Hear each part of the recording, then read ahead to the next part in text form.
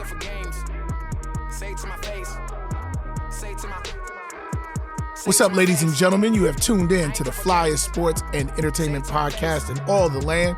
This is Stat Lines Matter. I'm your host, Mark Stewart, here with my partner in crime, Mr. Rob Hunter Jr. I always have to put the junior on.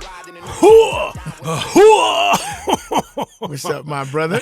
What's up, guys? What's up, everybody? Man, how you doing today? Man, I'm doing good. How you doing? Man, I'm doing really good. I'm gonna hit the stunt button real quick before we get into everything. We should get one of those for. This is we can hit it. We just hit it and then make a sound like brr, brr, brr, brr. This is not a flex. This is just what my life is. I had my wife and I and my brother and his wife.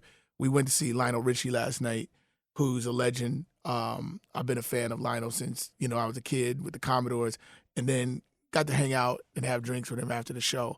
And he's got stories for days, and he's just an amazing guy. But I wanted to get that in. It's like I hung out with Lionel Richie last night. I did that. I hung out with Lionel. And I drank too much, so I'm a little hungover. Really? Yeah. What were you drinking? Wine, because when you go to Chastain, you drink a lot of wine, and then when we got to the hotel, then switched to martinis.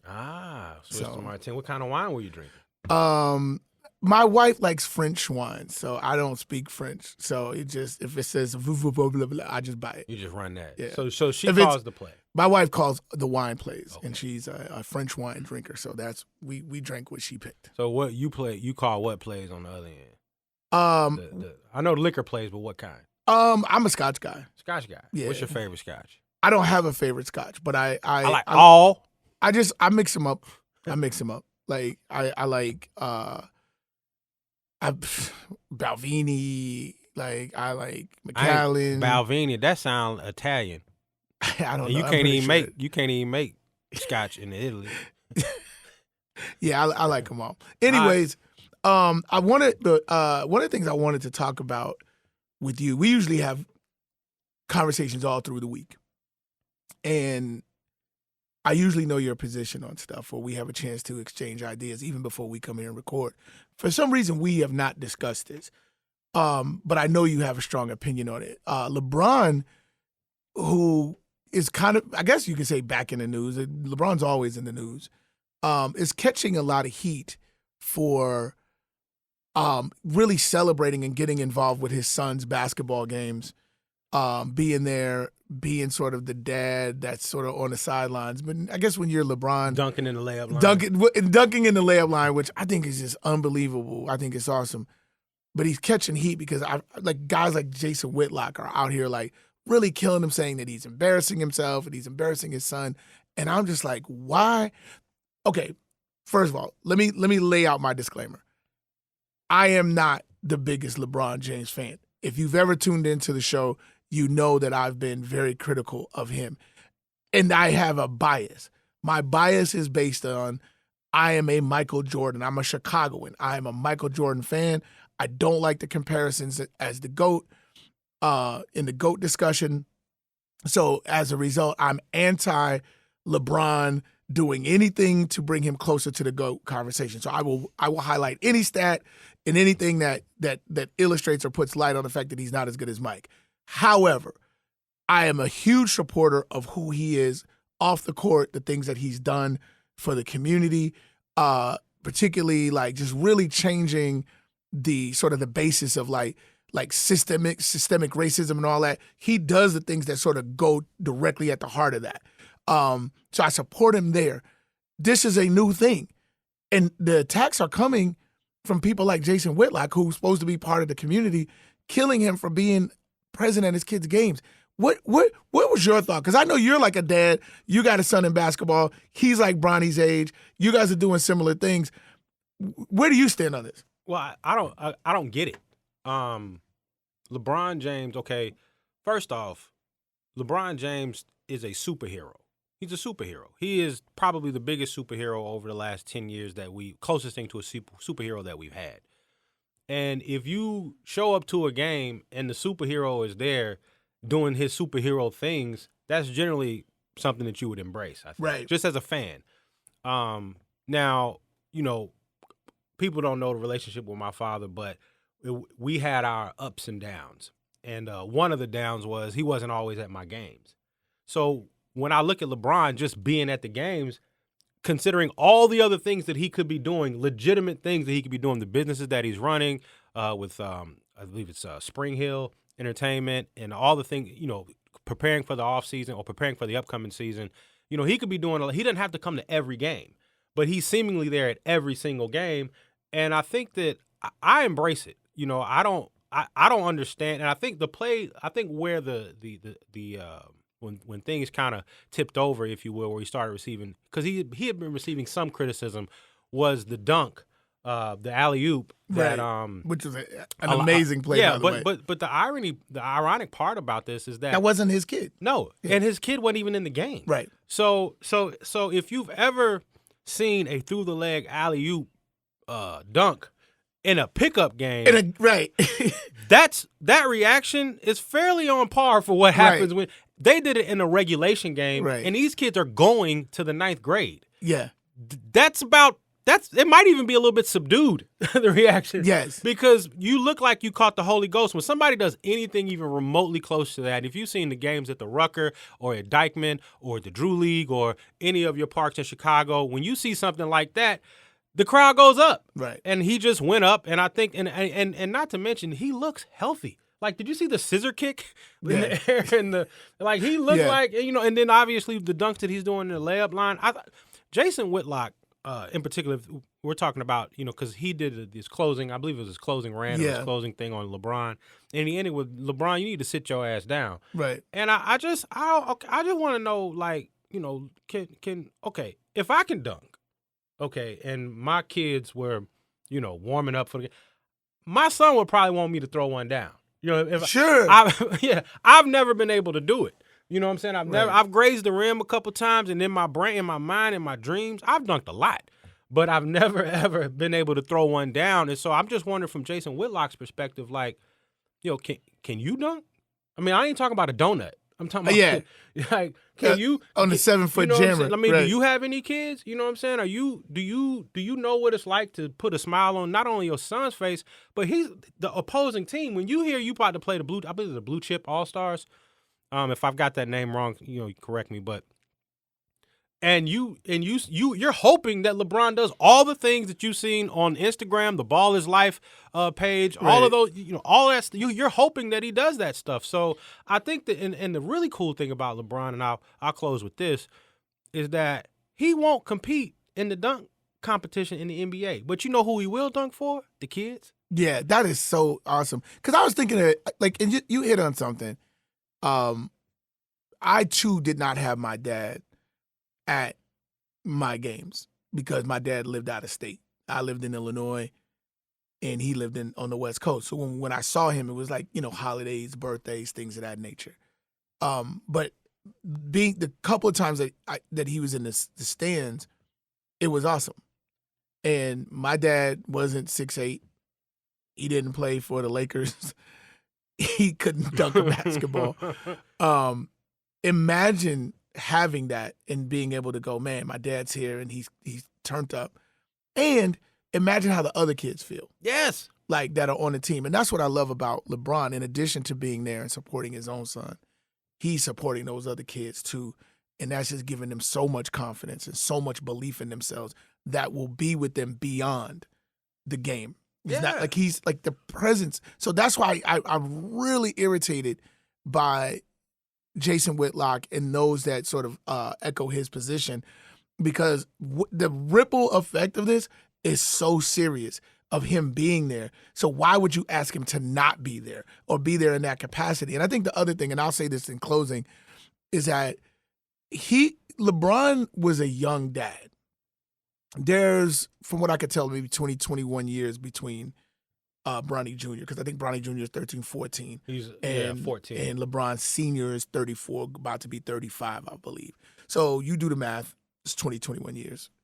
So there's probably a connection that they have, that there's a part of their relationship that is not like your old dad, but like your young dad who really rocks with you, who listens to the same music, y'all dress alike, you know what I mean? All of that. And I think that adds to his enthusiasm about what his son is doing. So I in that regard, I like I said, I've been critical of him, some of his GM moves and how he runs sort of the league in a Machiavellian type of way, but I am fully 100% behind him on this. And I want to tell everybody that's anti this, Jason Whitlock and all of the people who jumped on that, leave LeBron the hell alone. Leave him alone and let him do what he's doing. You remember Whitlock was that's the same guy that came out when LeBron had the racist stuff sprayed on his and he said he should just get over it. Yeah, that's not it's not racist. Because he said, what did he say? He said he's got he's got a bunch of minions that'll just clean it up or something. Yeah. I'm paraphrasing. Yeah, no, that was essentially the take. Yeah. And so it seems like, his attitude towards LeBron and where he's taken his career, and I guess he didn't like him going to LA because he was like, well, he's trying to boost his media brand, he's trying to boost his social media presence and things, and I just think that I think it's irresponsible, right? Particularly with given the plight and given the current state of affairs in this country, and what and how LeBron's been going back and forth with certain political figures. We shouldn't be taking the side of a black father's excitement as anything other than that. Exactly. So to Jason Whitlock, I think I'm not gonna say any. Did you hear what D.L. Hughley said? No, I didn't. Hughley absolutely killed him. But I'll just say this. I gotta check that out. I think you need to fall back on LeBron. Seriously, he needs to fall back, because he looks crazy. One of the things that I saw, and I know you saw this because we did get a chance to discuss this, is that fight between the Cincinnati Reds. It was Amir Garrett against the Pirates. Well, it was yeah, I know, right? Amir Garrett from the Cincinnati Reds fighting the Pittsburgh Pirates. Now, the crazy thing is there's a lot of bad blood between these two teams anyway. Beanballs, you have guys that are posing for their home runs. You got bat flips. You got a whole bunch of stuff that's sort of just anti-traditional baseball rules. And then the traditional sort of responses are kicking in, which is really the source of all the fights. It's always based on how baseball used to be played. I hit a home run, you pose too much, or you bat flip, I'm going to put one in your back. Then my guy's going to put one in your guy's back, and then, it's on and popping. But in this particular case, and I had never seen this, a dude just took off from the mound. He was about to be taken out, Amir Garrett, and said, you know what? I'm about to go deal with this. Yeah. And really turned up, really went over there and took a real swing. He didn't get it flush because he don't box for a living, but he took a real swipe at my man. But he took three of them. Three of them failed. Three of them, they fell down. So I think that he may have gotten a couple in, at least in the scrum. Yeah. But yeah, so I guess apparently Derek Dietrich back in April at PNC Park hit a home run. And Derek Dietrich plays for the Pirates. And he plays for, the Reds. The Reds. And PNC Park is obviously in Pittsburgh. And he hit a home run. And I guess he admired it a little bit too long. And so this was an extension, I guess, from what obviously that had been brewing earlier in the year. And Dietrich wasn't in the game. He's the second baseman for the Reds. Wasn't in any, and they put him in. And one of the pitcher from Pittsburgh in the seventh inning threw one high and tight. Right. And that's basically where everything kind of, at least from in this game, picked up from there. And and I think that watching him charge, you normally see people charge the mound. He charged the dugout. Charged the dugout. So, you got to really give him credit because he's coming in hot. And he's like, yo, bring it. Yeah, he's coming. I'm right here. He wanted to fight the whole Pittsburgh. He wanted to fight Roberto Clemente, Willie Stargell. Yo, some of the Willie Steelers. Gone. Yeah. Willie gone. He went Jerome Bettis. He wanted the Roonies. Yeah, Wiz Khalifa. Yeah, anybody that's from Pittsburgh. He I want it. I want everybody. It was really something else to see him just go in there, go into the beehive. You gotta take. And I'm not a big fan of the baseball fight. I think we need to legislate some of those traditional baseball things out of the game. So, because that's usually at the source of it. But for what this was, it was legit. And one of the things I noticed that was interesting about with the managers, you have the managers, who are both old school players, from back in the day. Yeah. I watched these guys growing David up. Bell and Clint Hurdle. David Bell was trying to get at him. But he was ejected. And came out the clubhouse. He came out of the clubhouse to turn up. Yeah. Like he was supposed to be in street clothes. He was supposed to be getting a hot dog and a drink or a beer. Yeah. And he was like, nah. Yeah, he came out the bullpen on that. Like, ass. let's go. Like, oh, okay. Yeah, he got at him. He pushed him, and then he got tackled by the hitting coach, Rick Eckstein from Pittsburgh. He was still trying to. Yeah. He's like, okay, well, I'm already ejected. What can they do to me? And so the next day, which was yesterday, the Wednesday game, if you will, for guys that for a timestamp. Yeah. They came out before the game, and you exchange the lineups, but they didn't shake hands. Nah, there's real bad blood. And then on the flip side, and I don't know if this is true, but I heard this. If I got this wrong, just send us a text and say I got it wrong. Or just be quiet and let us get it wrong and pretend we're right. Yeah, but I think what I heard is that Hurdle has had 2 hip replacement surgeries. Oh, man. Like, so. You got to be careful. Yeah, but he's out here still trying to be in the mix. Now, he didn't get in it like David Bell. Yeah. But I'm telling you, if I've had 2 hip replacement surgeries, I'm not even coming out of the dugout. No, I'm going to chill. I'm going to just sit here and be like, man, y'all got this. I'm just gonna let them do it, and I'm gonna slide my hand over a bat just in case. And I'm just gonna sit back and be like, "Hey, look, I don't want any problems. But if you come in here, you're gonna get that business. Yeah, you gonna. And I'm gonna be like, who's next? You were telling me about this guy, these MMA fighter. I guess he's the Trump MMA fighter. Can you share with me? Because I heard a little something about it. There's a guy that's literally has invited Trump Jr. and Eric, the dummy other son, the one nobody wants to talk about, to his fight.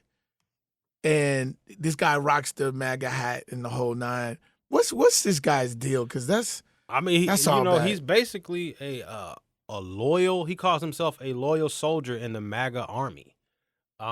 His name is Colby Covington. He's 30. A little scary. Those are even just the way you worded it is a little scary. Yeah. He's 31 years old, 14-1. He's fighting in the main event against a guy named Robbie Lawler, who is 37 years old, and 28-13 is his record. No, so he takes occasional whooping. Yeah, every other time he fights. He's like, come on. Yeah. he's like, I'll take an ass whooping. Yeah, clearly. What I mean? But they're in the main event this weekend, and so he was. Are you getting the fight? I believe it's coming on ESPN. Oh, okay. So I will. So he was coming out of a building. I believe it was in New York, and TMZ cameras caught up with him, and they asked him, about his support, and he was like, yeah, Donald Trump Jr. and Eric Trump will be at his fight, and he's really excited about it.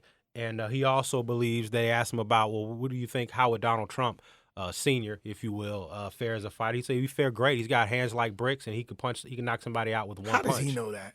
Because he went to the White House and he met him. Well, did they hold hands? Yeah, they actually took a picture. I guess they shook hands. Oh, they shook hands. But if you're saying he's got like you, so that's your man. Yeah, no, yeah, okay, yeah. So that's the picture there for those that haven't seen it yet, or go on to TMZ.com and you can see this bullshit. Call it like. But anyway, he's fighting Robbie Lawler. So who you got? I'm going with the guy fighting the guy with the red hat on. Yeah. So I'm with the other guy. Yeah. So I'm with Lawler. Yeah. So and so Robbie Lawler is actually white and Filipino. So there is some. But here's the thing that I'm a little bit bummed out. I'd rather Lawler, just for my own narrative's sake.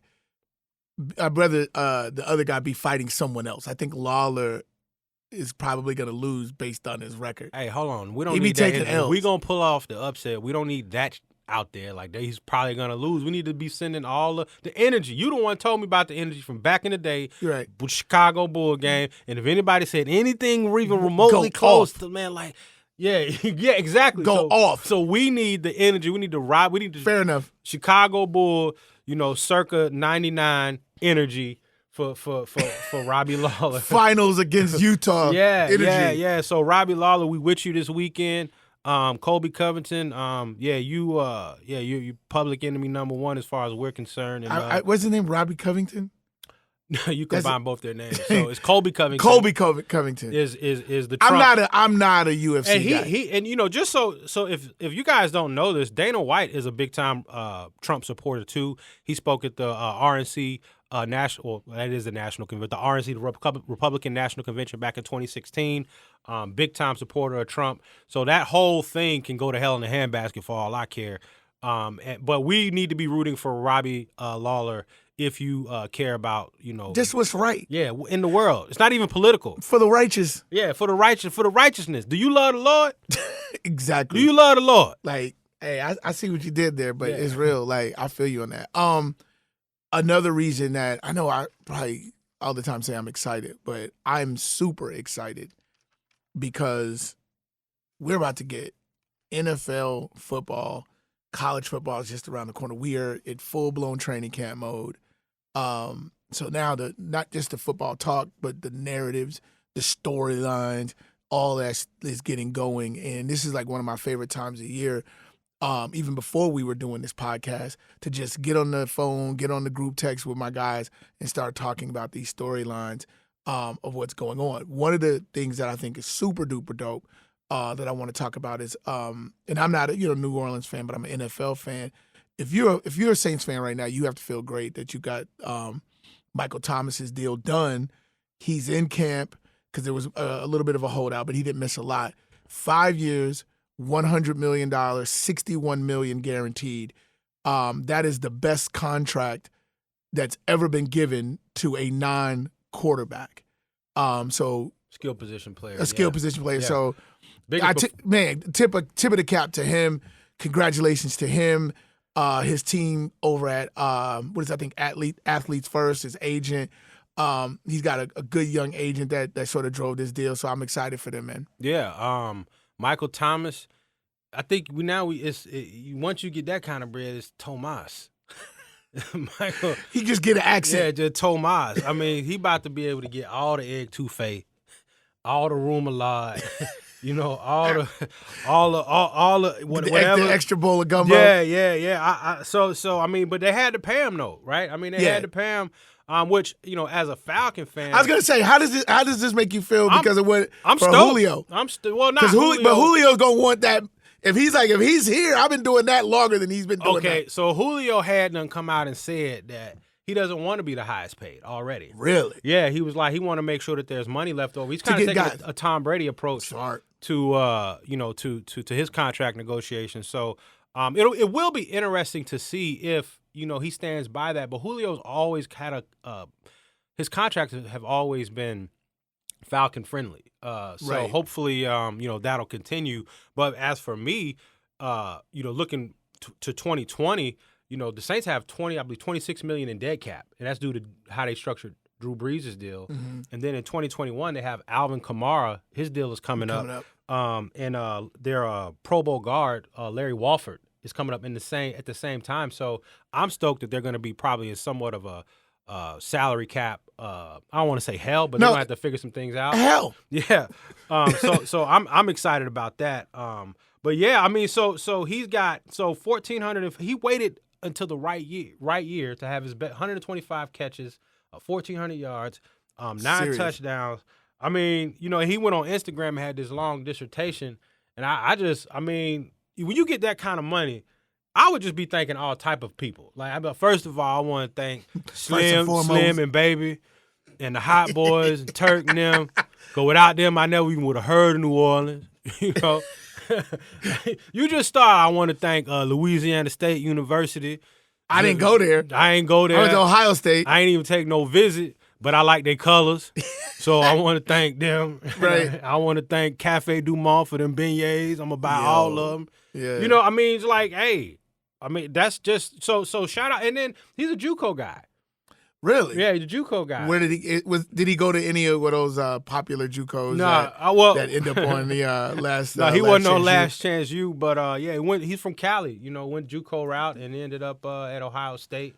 And then he redshirted his sophomore year. As a matter of fact, so And he's a second-round pick, 47th overall. So and not a lot of people, like, even though he played big-time college football, nobody really saw this. I don't know if... Not like, if you're 47th pick overall, yeah. you know what I mean? And shoot, hey, look. And kudos to him, right, to be able to take advantage of the situation. You know, you get drafted by New Orleans, you've got an opportunity to make some cash just by extension of who your quarterback and the system. offensive coordinator is. Yeah. So shout out to him, man. Yeah, man. Congratulations to him for literally just getting an amazing deal, and to the Saints for getting a holdout in camp and avoiding, those distractions. So look for the accent over the A. Yeah, Tomas. Tomas. Now he Latin now. I also saw that on the opposite end of the spectrum is Zeke Elliott has not gotten as much. Now the interesting, I'm a little torn on this because I'm usually pro player on like contracts and so forth, and a lot of times people don't really know and do their research. So like Zeke is holding out, but Zeke has 2 years left on his deal that's set to pay him 2 years. Pay him $12 million over the next 2 years. Granted, he's severely underpaid for what he does. I get that, and I also get that if the team has the ability to cut you ahead of your contract being done, I also think the player has the ability to come back and request a renegotiation. What I don't agree with is I think you got to come to camp and at least try to go through the work, or like when you just go, I'm not showing up, it says something about where you place yourself over team, especially with 2 years remaining. Yeah, the 2 years remaining thing I think is a little that's what you would call off-putting, right? It's why are you doing that now? Because they have the team option for next year. Your leverage is somewhat compromised just given the fact that they have the team option. And then he's taking a trip to Cabo, which is where he went during his suspension. Yeah, I was gonna say he trains down there, so it's not like he's. Oh, no. I think we think he's down there like chilling. He gonna come back ready. Yeah, So I don't think that's the question, but I just think that going into negotiations, it seems like if you're in Jerry Jones' good graces, which he seems to have been, obviously he went to bat for him in 2017 with his suspension. There's been some talk of Jerry Jones helping him out of a couple of situations as it relates to car accidents and things like that. There's a lawsuit going on with him right now. So if there's been if he's going to bat for you, I think just from a approach standpoint as getting the deal done, if that's what you want, I think it would help if you were there having the negotiations as opposed to taking a hard line in the sand. So all I'm saying is I'm not saying don't go after your money. I'm saying just change your approach. Right. That's all. No, and I totally get that. And I think where him and his team are reading the leverage is they're going, look, there's some specific stats that support him with respect to how the team plays when he's playing. Now, there's the obvious, like, okay, he's a good player, his backup's not as good, but things like how they operate off of play action when he's in the game versus when he's not, the disparity is serious. Dak Prescott's a better quarterback when he has that obvious things, but this team doesn't have a lot of other runners that they can go to. And as much as Jerry comes out and says, hey, and I think Jerry's been misquoted saying, we can win without Zeke. I don't think that was first of all, it's not the quote. He was answering a question and he was saying you don't have to have a rushing champion in order to win a Super Bowl, which is true. You have to have a running game, an effective running game. And I think anytime you have Zeke and that offensive line, you can have you have an effective running game. That needs to happen, but he doesn't have to be a champion, elite runner to do so. Like the Patriots prove that all the time. They may not have elite runners, but they have an elite running game. Which is ironic because the 3 championships that Dallas won, they had Emmitt Smith was the Russian champion. so for him, he should know that. For him to say that is a bit rich. Yeah, I was about to say, of everybody, he should know that. But did you see Michael Irvin going to the mat for okay. All right. So we all know that for those of you who may not know, Michael Irvin has had some well documented. He likes the what would you say? He likes to have some fun. Yeah, if you will, and he likes to have fun, or has in the past. And watching him get up out of his seat and literally throw a tantrum for Zeke caused me to think that maybe there's been some sort of a potential relapse. No, the whole time I'm watching it, I'm thinking like, what is he on? Yeah. Like I mean, what is he on or coming off? That of? ain't just coffee. No, I drink a lot of coffee, and I've had 3 cups today, and I've got nowhere near the level of turntness that he got to. In his nostrils, you can see them going in and out. What they call that? Constricting and restricting, or whatever. Yeah. And Stephen A's literally sitting there like, I can't match that intensity. Right. You got me. Yeah. You know what? Which is saying a lot because Stephen A be turned. Yes, he's easily the most bombastic personality on ESPN, and now that Mike's back, he just was like, "Oh no, he's a new sheriff in town." Man, and he be sweating. Yeah, he be totally sweating like a Baptist preacher in the South. And his fro didn't look as dry. Back in the day, he used to be kind of juiced up a little bit. No, it looked super dry. Yeah, and it looked super like extra dyed black. Yeah. like what's going on? Like, why do you have jet black hair? And he not picking it. He using a comb for his fro. And he coming forward. Yeah, he using a comb for. He just, all right, hey, baby, hand me that last little bit of that stuff. I got to go. Hey, I'm out the door. Listen, I'm not gonna go and say that I know for a fact, but I'm just like, where's he getting this intensity from? And like, why is he doing that on television? I felt bad. Yeah, it looked he looked crazy. Yeah, he looked crazy on the damn television. Like show. Seriously, we're gonna be nice about it, but he looked nuts. And you know what? From no other analyst, even Stephen A, would you like excuse that type of behavior? Someone getting up out of their seat and making that type of dramatic display and yelling to the top of his lungs on TV, right? Whitlock should say, you need to sit his ass down. No, that's what I'm saying. Whitlock needs to be all over that. So I would probably put in his contract like, look, bro, you got to take a sedative before you get on here just to be regular, just to chill like how everybody else. Because ain't nobody gonna be able to tell. Yeah. You're still gonna be crunk.